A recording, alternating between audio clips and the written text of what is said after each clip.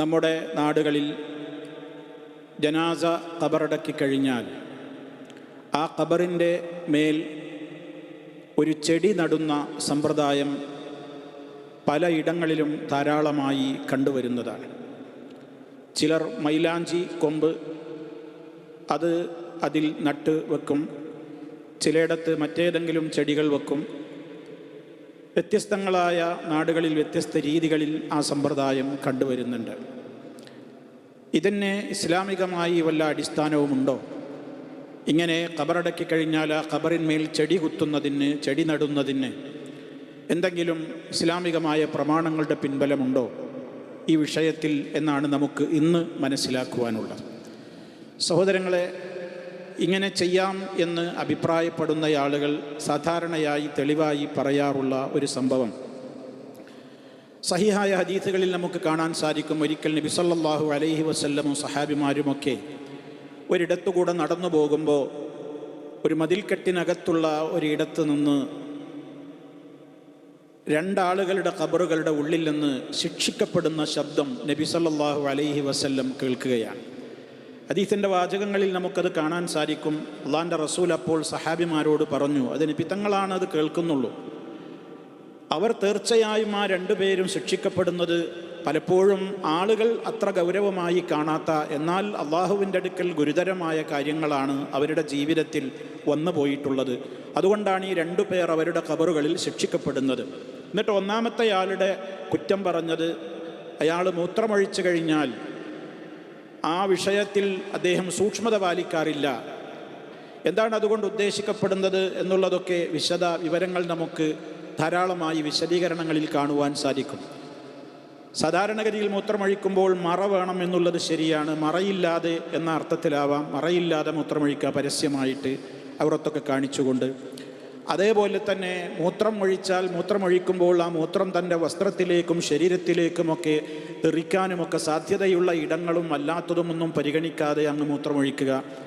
അതേപോലെ തന്നെ മൂത്രമൊഴിച്ചു കഴിഞ്ഞാൽ തന്നെ അത് പൂർണ്ണമായി ശരീരത്തിൽ നിന്ന് വൃത്തിയാവാത്ത നിലക്ക് ധൃതിപ്പെട്ട് എഴുന്നേറ്റ് പോയി വീണ്ടും ശരീരത്തിൽ മൂത്രം പുരളുന്ന ഒരവസ്ഥയൊക്കെ ഉണ്ടാവുക. ഈ രൂപത്തിലുള്ള കാര്യങ്ങൾക്കൊക്കെ സാധ്യതയുള്ള പദപ്രയോഗങ്ങളാണ് ഹദീസുകളിൽ നമുക്ക് കാണുവാൻ സാധിക്കുന്നത്.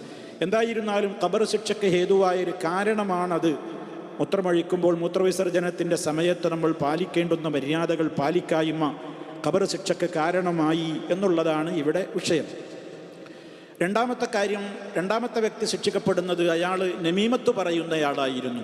ഏഷണി കൂട്ട രണ്ട് വിഭാഗത്തെ രണ്ട് വ്യക്തികളെയൊക്കെ തമ്മിൽ അങ്ങോട്ടും ഇങ്ങോട്ടും ഓരോന്ന് പറഞ്ഞും കേൾപ്പിച്ചുമൊക്കെ പരസ്പരം ഭിന്നിപ്പിച്ച് തമ്മിലടിപ്പിച്ച് അവരുടെ ഇടയിൽ സ്പർദ്ധ വളർത്തി, ശത്രുത വളർത്തി ആ വിധത്തിൽ പ്രവർത്തിച്ചു കൊണ്ടിരിക്കുന്ന ഒരാളായിരുന്നു. ഇതാണ് രണ്ടാളുകളുടെയും ശിക്ഷയ്ക്ക് നിദാനമായ പാപങ്ങൾ എന്ന് നബി സല്ലല്ലാഹു അലൈഹി വസല്ലം പറഞ്ഞു. ആ പാപങ്ങളുടെ വിശദ തലങ്ങളിലേക്ക് ഞാനിപ്പോൾ കടക്കുന്നില്ല, അത് നമുക്ക് മറ്റ് അവസരങ്ങളിൽ പറയാം. ഇപ്പോൾ നമ്മൾ പറയുന്നത് ആ സംഭവത്തെ, ഈ ചെടി കുത്തുന്നതുമായി ബന്ധപ്പെട്ട സംഭവത്തിലേക്കാണ് ഞാൻ വരുന്നത്. അങ്ങനെ നബി സല്ലല്ലാഹു അലൈഹി വസല്ലം സഹാബിമാർക്ക് അത് പറഞ്ഞു കൊടുത്തു, ഇങ്ങനെ അവർ ശിക്ഷിക്കപ്പെടുന്നുണ്ട്. പിന്നീട് നബി സല്ലല്ലാഹു അലൈഹി വസല്ലം എന്ത് ചെയ്തു? ഒരു പച്ച ഈത്തപ്പനയുടെ ഒരു മട്ടൽ കൊണ്ടുവന്ന് എടുത്ത് അത് രണ്ടായി പിളർത്തിട്ട് ആ മട്ടൽ രണ്ട് ഖബറിന്മേലും നബി സല്ലല്ലാഹു അലൈഹി വസല്ലം കുത്തി. ഇതാണ് ഈ ഹദീസിൽ നിന്ന് നമുക്ക് മനസ്സിലാക്കുവാൻ സാധിക്കുന്നത്. എന്നിട്ട് നബി തങ്ങൾ പറയുകയും ചെയ്തു സല്ലല്ലാഹു അലൈഹി വസല്ലം, ലഅല്ലഹു യുഖഫഫു അൻഹുമാ മാ ലം യൈബസാ. ഇത് രണ്ടും ഉണങ്ങാതിരിക്കുന്ന അത്ര കാലം, അത്ര പരിധിയിൽ, അത്ര സമയം അവർക്കിരുവർക്കും ശിക്ഷയില്ലെന്ന് ഇളവ് നൽകപ്പെട്ടേക്കാം എന്ന് നബി സല്ലല്ലാഹു അലൈഹി വസല്ലം പറഞ്ഞു. ഇതാണ് സംഭവം. ഇതാണ് ഇന്ന് പിൽക്കാലത്തൊക്കെ പല ആളുകളും ഖബറുകളിന്മേൽ ഇങ്ങനെ ചെടി നടുന്നതിനുള്ള ഒരു കാരണമായി പറയുന്നത്. അവർ പറയുന്നത് ഇത് പച്ച വസ്തുവായി കഴിഞ്ഞാൽ ആ പച്ച വസ്തു ഉണങ്ങുന്നത് വരെ അത് തസ്ബീഹ് ചൊല്ലിക്കൊണ്ടിരിക്കും. ആ പച്ചയായ വസ്തുവാണ് തസ്ബീഹ് ചൊല്ലിക്കൊണ്ടിരിക്കുക, അത് ഉണങ്ങാതിരിക്കുന്നിടത്തോളം കാലം. അപ്പോൾ അതുകൊണ്ട് ആ തസ്ബീഹിലൂടെ, ആ തസ്ബീഹ് ഇങ്ങനെ നടന്നുകൊണ്ടിരിക്കുമ്പോഴെല്ലാം ആ വ്യക്തിക്ക് ഖബർ ശിക്ഷയില്ലെന്ന് ലഘൂകരണം ലഭിക്കും എന്ന ന്യായീകരണമാണ് അക്കൂട്ടർ അതിന് പറയുന്നത്. എന്നാൽ അതിനെ വിമർശിക്കുന്ന, അത് ഒരിക്കലും നബി സല്ലല്ലാഹു അലൈഹി വസല്ലം അല്ലാത്തൊരാളുകൾക്കത് മനസ്സിലാക്കുവാൻ സാധ്യമല്ല.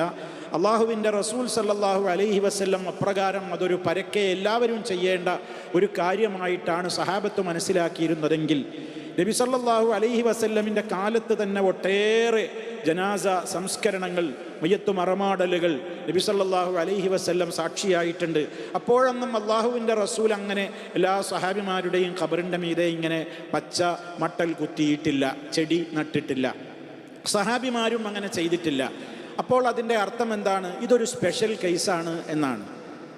എന്താണ് സ്പെഷ്യൽ കേസ്? നബി സല്ലല്ലാഹു അലൈഹി വസല്ലമിന് അല്ലാഹു സുബ്ഹാനഹു വ തആല ആ രണ്ടാളുകളുടെ ഖബറിൽ നടക്കുന്ന ശിക്ഷ അവിടുത്തേക്ക് അത് കേൾപ്പിക്കപ്പെട്ടു. അവരുടെ അട്ടഹാസം, അവരുടെ ആ ശബ്ദമൊക്കെ കേൾപ്പിക്കപ്പെട്ടു.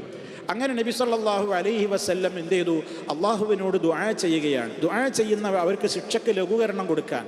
ആ സമയത്ത് അല്ലാഹു സുബ്ഹാനഹു വ തആല നബി സല്ലല്ലാഹു അലൈഹി വസല്ലമിന് നൽകിയ ഒരു ഇളവ് കൊണ്ടായിരിക്കാം നബി സല്ലല്ലാഹു അലൈഹി വസല്ലം എന്ത് പറയുന്നത്? ഞാൻ ഈ ദുആ ചെയ്തിട്ടുണ്ട് അവർക്ക് വേണ്ടിയിട്ടുള്ള എൻ്റെ ശഫാഅത്ത്, എൻ്റെ റെക്കമെൻഡ്, അവർക്ക് അതാണല്ലോ പിന്നെ ഖബറാളികൾക്ക് വേണ്ടിയുള്ള ദുആ. ആ ദുആ അല്ലാഹു സുബ്ഹാനഹു വ തആല സ്വീകരിച്ച് എന്ത് ചെയ്തേക്കും? ഞാൻ ഈ രണ്ട് ഈത്തപ്പന മട്ടൽ രണ്ടായി പിളർത്തി അതിൻ്റെ പച്ചപ്പ് വിടാത്തിടത്തോളം അത് ഉണങ്ങുന്നത് വരെ അവരുടെ ശിക്ഷയിൽ നിന്ന് ലഘൂകരണം കിട്ടിയേക്കും. ആ ഒരു പ്രതീക്ഷയാണ് നബി സല്ലല്ലാഹു അലൈഹി വസല്ലമിനുണ്ടായത്.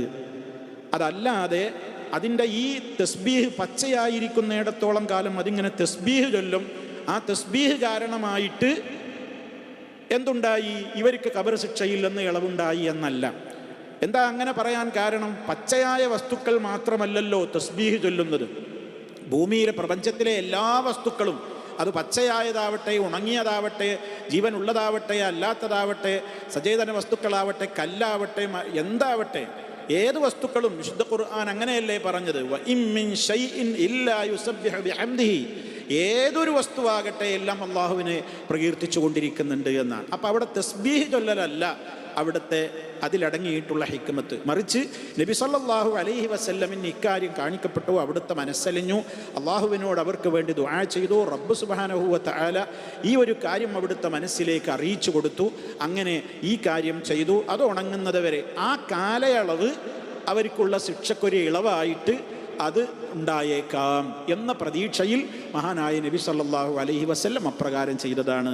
അതുകൊണ്ട് തന്നെ അതൊരു പിൽക്കാലക്കാർക്കുള്ളൊരു നടപടിക്രമമായിട്ടല്ല മനസ്സിലാക്കപ്പെടേണ്ടത്. അതെങ്ങനെയാ പറയുക?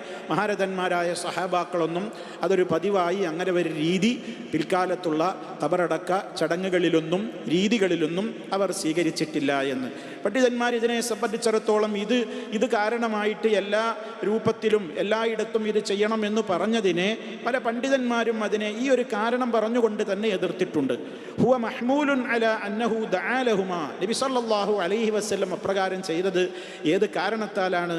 അവർക്ക് ഇരുവർക്കുമായി അള്ളാഹുവിൻ്റെ റസൂല് പ്രാർത്ഥിച്ചുവെന്ന്, ഇത് പച്ചയായി ഉണങ്ങാതെ നിൽക്കുന്ന അത്ര സമയമെങ്കിലും അള്ളാഹുവേ നീ അവർക്ക് ശിക്ഷയിൽ ലഘൂകരണം കൊടുക്കണമേ. മറിച്ച് അത് ഈത്തപ്പന പട്ടൽ ആയതുകൊണ്ട് പറ്റും, മറ്റുള്ളതാണെങ്കിൽ പറ്റില്ല എന്നോ, അതേപോലെ തന്നെ അത് പച്ചയാകുന്നിടത്തോളം കാലം എന്നോ ഉണങ്ങിയാൽ പറ്റൂല എന്നോ എന്നുള്ള നിലക്കൊന്നും അല്ല. അതിലെ ഉദ്ദേശം തസ്ബീഹല്ല, ഒരു സമയപരിധിയാണ്. അപ്പോൾ അതാണ് നമ്മളതിൽ മനസ്സിലാക്കേണ്ടത്. അത് ഉണങ്ങുന്നത് വരേക്കുള്ളൊരു സമയത്തേക്ക് അവരുടെ ശിക്ഷയിൽ ലഘൂകരണം അവർക്ക് ലഭിക്കാൻ നബി സല്ലല്ലാഹു അലൈഹി വസല്ലം ഇപ്രകാരം ചെയ്തു. അതാണ് ആ വിഷയത്തിൽ നമ്മൾ മനസ്സിലാക്കിയിരിക്കേണ്ടത്. അപ്പോൾ അത് നബി സല്ലല്ലാഹു അലൈഹി വസല്ലമിന് മാത്രമുള്ള ഒരു പ്രത്യേകതയാണ്. അവിടുത്തേക്കാണ് ആ വിവരം ശിക്ഷിക്കപ്പെടുന്നു എന്നുള്ള വിവരം ലഭിക്കപ്പെട്ടതും അവിടുന്നാണ് ഈ പ്രവൃത്തി ചെയ്തതും. എന്നാൽ പിൽക്കാലത്ത് ചില ആളുകളൊക്കെ അപ്രകാരം എൻ്റെ ഖബറിന്മേലും ചെയ്യണമെന്നൊക്കെ പറഞ്ഞ വസിയത്തുകളെ അതൊരു പിൽക്കാലത്തുള്ള ആളുകളുടെ അഭിപ്രായങ്ങൾ മാത്രമാണ്. അത് മുഖവിലക്കെടുത്തുകൊണ്ട് എല്ലാ ഖബറുകളിന്മേലും അത്തരം ഒരു രീതി സ്വീകരിക്കുന്ന സമ്പ്രദായം നബിചര്യയിൽപ്പെട്ടതാണ്, അല്ലെങ്കിൽ ഒരു പുണ്യകർമ്മമാണ് എന്നുള്ളതിനെ പണ്ഡിതന്മാർ എതിർക്കുകയാണ് ചെയ്തിട്ടുള്ളത്. വ്യത്യസ്ത വീക്ഷണങ്ങൾ ഈ വിഷയത്തിൽ ഉണ്ടാകുവാൻ കാരണം അതാണ് എന്നുകൂടി നമ്മൾ മനസ്സിലാക്കുക. ചുരുക്കത്തിൽ ഖബറിന്മേൽ ഇങ്ങനെ തസ്ബീഹ് ചൊല്ലും എന്ന നിലക്ക്, ആ നിലക്ക് ചെടികൾ നടുന്ന സമ്പ്രദായം ഇസ്ലാമികമായി നബി സല്ലല്ലാഹു അലൈഹി വസല്ലം പഠിപ്പിച്ചു തന്നതല്ല. അടയാളത്തിന് വേണ്ടി ഒരു കല്ല് വെക്കുന്നു എന്നുള്ളതല്ലാതെ ഒരു ചെടിയോ മരമോ അല്ലെങ്കിൽ അതിൻ്റെ പൂക്കളോ ഒക്കെ നട്ടുപിടിപ്പിക്കലോ അതല്ലെങ്കിൽ ആ നിരക്കുള്ള പ്രത്യേകമായ പുണ്യങ്ങൾ ഉദ്ദേശിച്ചുകൊണ്ട് അവിടെ പൂക്കൾ കൊണ്ടുവന്ന് വെക്കലോ മറ്റു കാര്യങ്ങളോ ഒന്നും ഇസ്ലാമികമായ രീതികളല്ല എന്നുകൂടി നമ്മൾ മനസ്സിലാക്കുക.